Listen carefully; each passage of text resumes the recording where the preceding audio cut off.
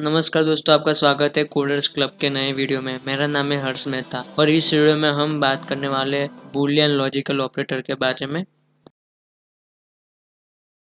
तो logical operator को हम बूलियन लॉजिकल ऑपरेटर भी कहते हैं क्योंकि ये लॉजिकल ऑपरेटर हमेशा बूलियन डेटा टाइप की वैल्यू के साथ ही हम यूज़ करते हैं, यानी कि जिसका आंसर ट्रू और फॉल्स हो उसके बीच में ही हम बूलियन लॉजिकल ऑपरेटर को परफॉर्म करते हैं। वो जनरली हम ट्रू को 1 से रिप्रेजेंट करते हैं बाइनरी में और फॉल्स को 0 से रिप्रेजेंट करते हैं बाइनरी में। तो हम शुरू करते हैं बूलियन एंड ऑपरेटर से। तो जैसे हमने बीटवाइज एंड ऑपरेशन देखा था वैसे इसमें भी एंड पर्सन यूज होता है लॉजिकल ऑपरेटर के बीच में, जो कि होगा बूलियन वैल्यूज के बीच में ही। तो यहाँ पे फॉल्स फॉल्स के लिए एंड ऑपरेशन होने के बाद वैल्यू आएगी 0। तो ये देखिए, अगर दोनों ऑपरेटर फॉल्स है तो उसके बीच में एंड ऑपरेशन होने के बाद वैल्यू आती है फॉल्स। अगर दोनों में से अगर एक वैल्यू फॉल्स और दूसरी वैल्यू ट्रू है तो भी हमारा आंसर आता है फॉल्स। अगर दोनों में से एक ट्रू है और फॉल्स है तो भी हमारा आंसर फॉल्स आ रहा है। अगर दोनों ट्रू है तभी हमारा आंसर ट्रू, बाकी सभी के केस में हमारा आंसर फॉल्स आ रहा है। तो ये था लॉजिकल एंड ऑपरेटर जहाँ में। अभी हम बात करते हैं लॉजिकल और ऑपरेटर के बारे में, जो कि सेम है हमने बीटवाइज ऑपरेटर में देखा था। तो लॉजिकल और ऑपरेटर की साइन है वर्टिकल पाइपलाइन, जो कि सेम है बीटवाइज ऑपरेटर की जैसी। तो अब हम इसको रन करके देखते हैं। तो देखिए यहाँ पे दोनों वैल्यू फॉल्स है, उस केस में फॉल्स आएगा। अगर दोनों में से कोई भी एक वैल्यू ट्रू होगी तो लॉजिकल और ऑपरेटर में ट्रू आएगा, यानी कि दोनों वैल्यू फॉल्स होगी तभी आंसर फॉल्स आएगा और ऑपरेशन में, बाकी सभी केस में ट्रू होगा। तो ये था लॉजिकल और ऑपरेटर। तो भी हम बात करते हैं लॉजिकल एक्सओर ऑपरेटर के बारे में। तो एक्सओर का साइन लॉजिकल ऑपरेटर में भी सेम ही है जैसे बीटवाइज ऑपरेटर में देखा है, जो कि कैरेट है। तो लॉजिकल एक्सक्लूसिव और ऑपरेटर में क्या होगा कि अगर दोनों में से कोई एक वैल्यू ट्रू होगी तो ही आंसर ट्रू होगा।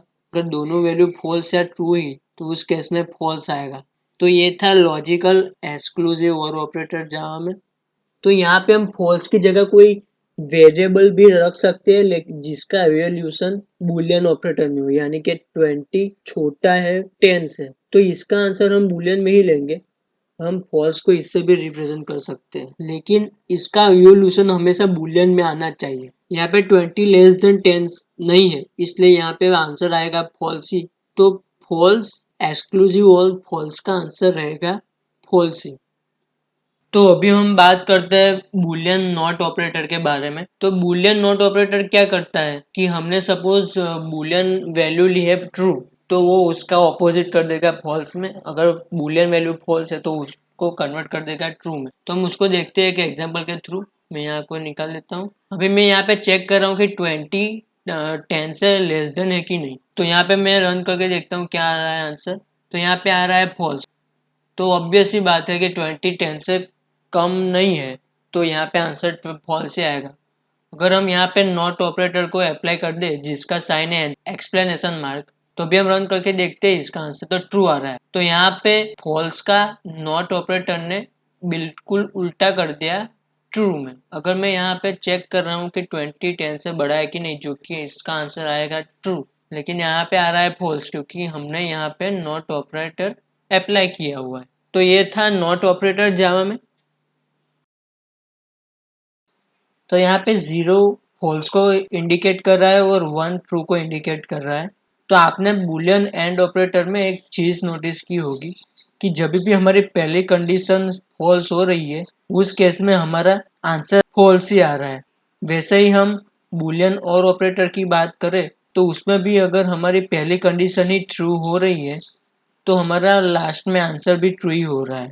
तो इसके लिए एक जावा में ऑपरेटर है जो कि है शॉर्ट सर्किट ऑपरेटर, जिसके अंदर हम यूज करते हैं शॉर्ट सर्किट एंड को और शॉर्ट सर्किट और को। तो शॉर्ट सर्किट के एंड का सिंबल है डबल एंड और शॉर्ट सर्किट और का सिंबल है डबल वर्टिकल पाइपलाइन। तो शॉर्ट सर्किट और में ऐसा ही होता है कि अगर हमारी पहली कंडीशन ही फॉल्स हो रही है तो हमारा आंसर भी एट द एंड अपने आप ही फॉल्स हो जाएगा बिना सेकंड कंडीशन को चेक किए। तो वैसे ही है बूलियन शॉर्ट सर्किट और में, अगर हमारी पहली कंडीशन ही ट्रू हो रही है तो वो सेकंड कंडीशन को चेक ही नहीं करेगा और डायरेक्ट उसकी फाइनल वैल्यू हो जाएगी ट्रू।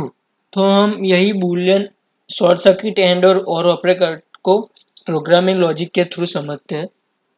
तो शॉर्ट सर्किट ऑपरेटर को समझने के लिए मैं यहाँ पे दो वेरिएबल क्रिएट कर रहा हूँ, ओके, डी इक्वल टू 0 और 20, ओके। तो यहाँ पे मैं एक एग्जांपल को इफ कोड के थ्रू समझाता हूँ। मैं यहाँ पे इफ, अगर आपको इफ का मतलब नहीं पता है तो मैं आपको अपने कंट्रोल स्टेटमेंट वाले वीडियो में समझा दूंगा। अभी के लिए आप इतना याद रखिए कि इफ के अंदर जो हम ब्लॉक लिखते हैं उसके अंदर हमें यहाँ पे कोई कंडीशन लिखनी पड़ेगी, यानी कि due is not equal to 0, यानी कि हमारा ड्यू 0 नहीं होगा तब। और यहाँ पे मैं यूज कर रहा हूँ शॉर्ट सर्किट एंड का। फिर आंस को मैं डिवाइड कर रहा हूँ ड्यू से ग्रेटर देन 10। इफ क्या करता है कि हमने ये जो कंडीशन ली है अगर वो ट्रू होगी तभी हमारा ये सेंटेंस प्रिंट होगा, अदरवाइज ये इस लाइन में जाएगा ही नहीं अगर हमारी कंडीशन फॉल्स होगी तो हमने यहाँ पे चेक करवाया कि ड्यू की वैल्यू 0 है या नहीं, और यहाँ पे हमने आंस को ड्यू से डिवाइड करके चेक करवाया कि वो 10 से बड़ा है कि नहीं। तो यहाँ पे मैंने डबल एंड लिया है जो कि है शॉर्ट सर्किट एंड का सिंबल।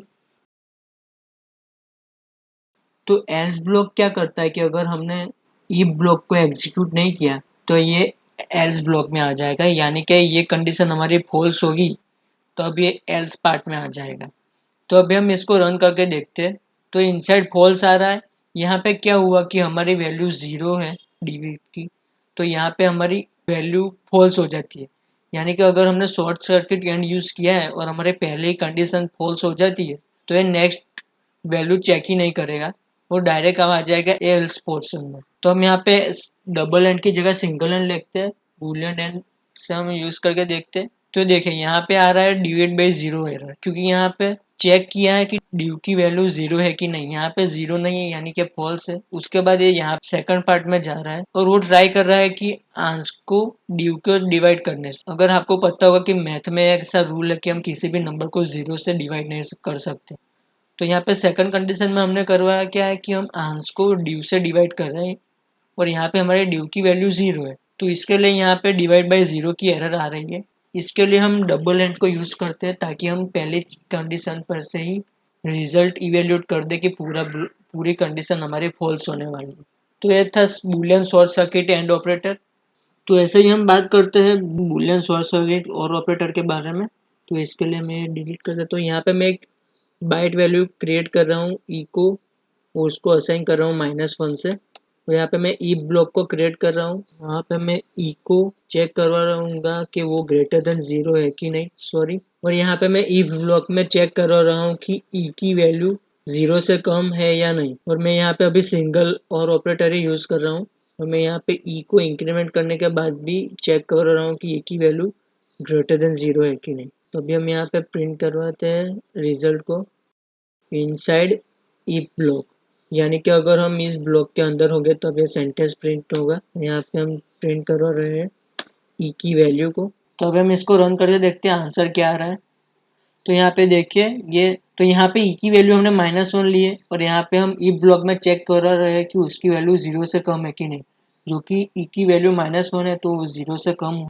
फिर हमारा सिंगल और ऑपरेटर क्या करता है कि वो सेकंड पार्ट में भी जाता है और वहाँ पे चेक कर रहा है कि ई प्लस प्लस की वैल्यू 0 से बड़ी है कि नहीं। ई प्लस प्लस होने के बाद हमारी वैल्यू -1 से हो जाएगी 0, क्योंकि ई प्लस प्लस क्या करता है कि हमारी वैल्यू को एक नंबर से इंक्रीमेंट करवा रहा है। तो ये हमारी कंडीशन फॉल्स हुई।